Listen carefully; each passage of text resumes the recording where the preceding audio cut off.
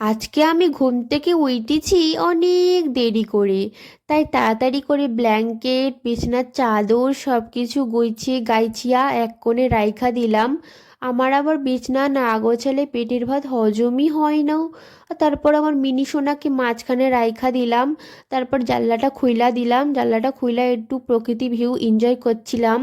আর তারপর চলে গেছিলাম স্নান করতে। তারপর স্নান করতে করতে আমার মনে পড়লো যে আমি তো মাথায় তেলই দিইনি। তারপর তেল দিয়ে দিলাম আর গোড়াটা একটু বেশি করে দিচ্ছিলাম যাতে না ফাটে। তারপর আমি চলে গেছিলাম স্নান করতে। দেন স্নান করার পরে আমি রুটি আর তরকারি খেয়ে নিলাম। আর রুটি তরকারি খাওয়ার পরে আমি গেছিলাম রান্না বসাতে, যেহেতু মার একটু শরীর খারাপ তাই রান্না বসিয়ে দিলাম। আর তেমন কিছু রান্না করিনি, ভাত আর আলু ভাতে ব্যাস এইটুকুই রান্না করেছি। আর তারপরে খাওয়া দাওয়া করার পর আমি বিকেলে গেছিলাম পড়তি। আর পড়ি টড়ি আসার সময় আমি ফুচকা কিনে বাড়ি লইয়া ফুচকা খাতি হু।